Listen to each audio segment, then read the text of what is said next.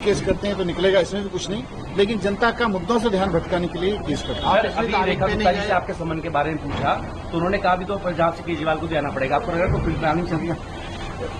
इसलिए मैंने कहा ना, पूरी दिल्ली में ना बीजेपी के किसी कार्यकर्ता को समझ में आ रहा है कि उनकी सरकार क्या करने वाली है, दिल्ली में क्या कर रही है। इनके कार्यकर्ता भी प्राइवेट स्कूल के हाथों लुट रहे हैं, इनके कार्यकर्ता बीजेपी के कट्टर समर्थक भी ट्वीट कर रहे हैं कि पावर कट से बुरा हाल है, सड़कों का बुरा हाल हो गया दिल्ली में, एक बारिश में पूरी दिल्ली बेहाल हो गई, और ये केजरीवाल को गाली देने में बिजी हैं, ये एफआईआर कराने में बिजी हैं। तो इनको कुछ आता जाता तो है नहीं, केवल एफआईआर, केवल फर्जी एफआईआर करनी आती है। पिछले संबंध में आप नहीं गए, आरोप ये लग रहा है कि आपके पास बहुत कुछ छिपा रहे हैं आप, इसलिए नहीं गए। ये एफआईआर खेलते रहें, मैं तो काम करता हूँ। Thank you sir. चेयर पे नहीं है, चेयर से चलो, ठीक है।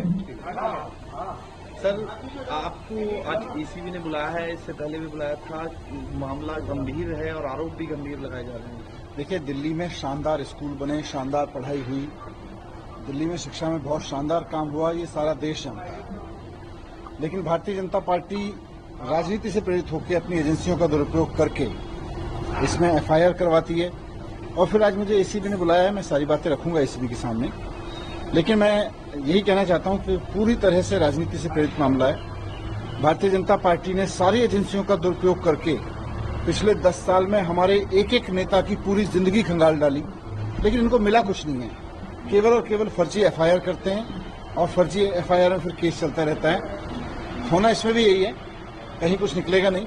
इस केस के बारे में एक चीज और मैं आप सबके संज्ञान में लाना चाहता हूं कि मनोज तिवारी जी ने, जो भारतीय जनता पार्टी के सांसद हैं, उन्होंने मेरे ऊपर ये आरोप लगाया था, और जब मैंने उनके ऊपर मानहानि का मुकदमा किया तो वो जमानत लेके अभी जमानत में बचे हुए हैं। तो इसमें तो मनोज तिवारी जी भी बचे हुए भाग रहे हैं इस आरोप से।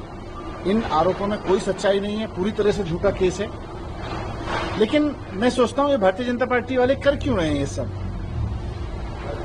अभी समझ में आता है कि दिल्ली की जनता ने इनको मैंडेट दिया कि दिल्ली के लोगों के लिए काम करो। काम तो करना बीजेपी वालों को आता नहीं है, ना इनको स्कूल आता, ना अस्पताल आता, ना मोहल्ला क्लिनिक बनाने आते, ना इनको सड़कें ठीक करनी आती, ना बिजली ठीक करनी आती, ना पानी ठीक करना आता, ना बारिश का मैनेजमेंट करना आता। अब देखो, पिछले एक बारिश में पूरी दिल्ली का बुरा हाल हो गया है, चारों तरफ दिल्ली बेहाल।